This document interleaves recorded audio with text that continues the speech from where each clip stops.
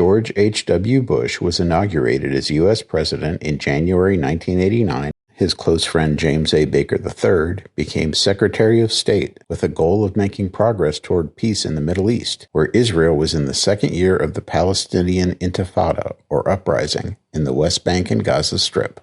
For many Israelis, it will not be easy to enter a negotiating process whose successful outcome will in all probability involve territorial withdrawal and the emergence of a new political reality. For Palestinians, such an outcome will mean an end to the illusion of control over all of Palestine, and it will mean full recognition of Israel as a neighbor and partner in trade and in human contact. Everybody over there should know that the telephone number is 1-202-456-1414. When you're serious about peace, call us. Less than 2 months later, Iraq showed that it was serious about war. By mid-morning, thousands of troops had swarmed into the capital. Most had driven the 80 miles from the Iraqi border in a push that began at 2 a.m. After a U.S.-led coalition attacked Iraq to liberate Kuwait on January 16, 1991, Iraq fired Scud missiles at Israel, hoping for an Israeli military response. Peter, we're hearing explosions now in Tel Aviv. The Israelis having said repeatedly in the last days and weeks that if there is an attack on Israel, the Israelis will respond 100-fold. The U.S. asked the Israelis not to retaliate, and they agreed, holding their fire when 11 Scud missiles landed within Israel. By defeating that fourth largest army in the world, the United States had simultaneously enhanced Israel's security and strengthened the hand of moderate Arab states like Egypt, Jordan, and Saudi Arabia, who now had an even greater respect and gratitude for us.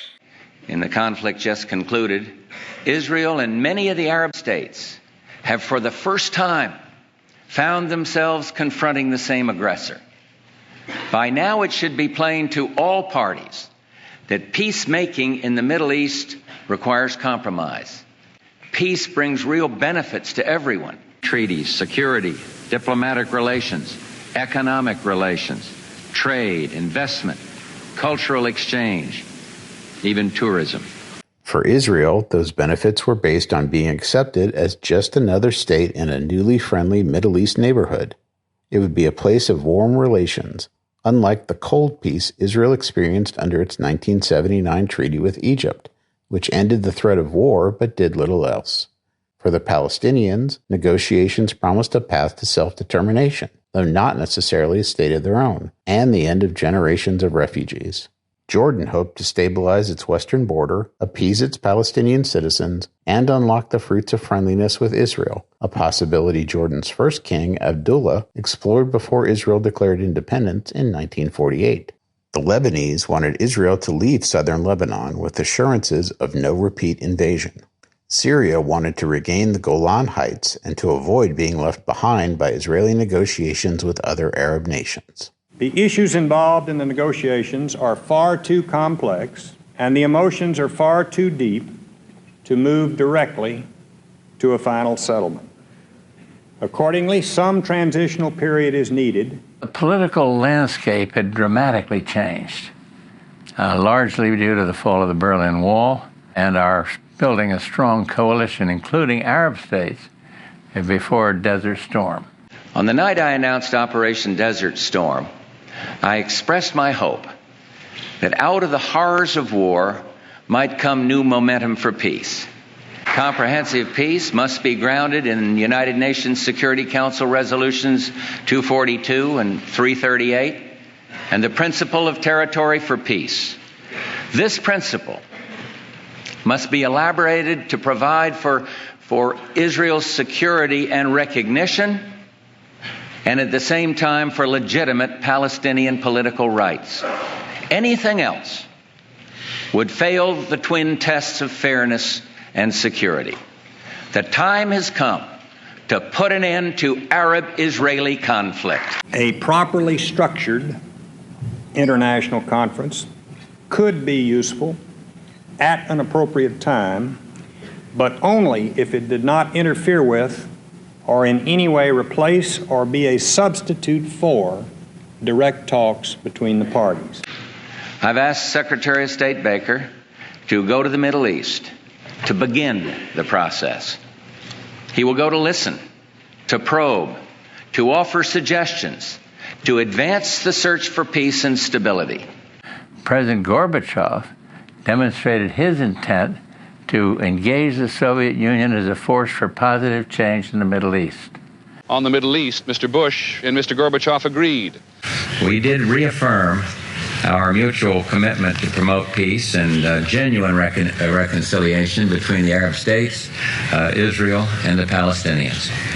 And we believe there is an historic opportunity right now. And to that end, the United States and the Soviet Union, acting as co-sponsors, are going to work to convene an October press conference designed to launch bilateral and multilateral negotiations. So the United States, with the Soviets joining in, is calling a peace conference and daring Israel to refuse to come. Bush backed that dare with a stick. Delaying approval of $10 billion in loan guarantees Israel requested to help absorb Soviet immigrants. Israel would get the money, but only if it went to the negotiation table to discuss Gaza and the West Bank. Now, the concept of a regional conference was an exercise in creative ambiguity. The Arabs could claim it was the international conference that they had long sought. Similarly, the Israelis could contend that it was really nothing more than the face-to-face discussions that they had said they desired for more than 40 years. What we seek is a Middle East where vast resources are no longer devoted to armaments. A Middle East where young people no longer have to dedicate and all too often give their lives to combat. A Middle East no longer victimized by fear and terror.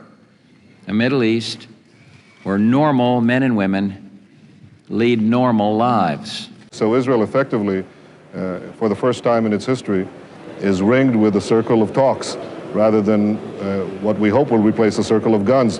One delegate said the Palestinians and the Israelis had broken the ice during an unplanned encounter in the corridor. It was very simple and very easy. We just shake hands and introduced ourselves to each other. I felt happy because when we used to meet with Israelis, they used to humiliate us back in the occupied territories. Now we are sitting on equal basis. The only thing that symbolizes Palestinians is the black and white kufiya. So I decided to put it in my shoulder. And the angle of my seat came directly looking Shamir on the eye. Perfect. Syria is the home of a host of terrorist organizations that spread violence and death. I shall just show you, if I may, a photograph, an old photograph of Mr. Shamir. He is the last one to have the right to speak about terrorism because he himself was a wanted terrorist.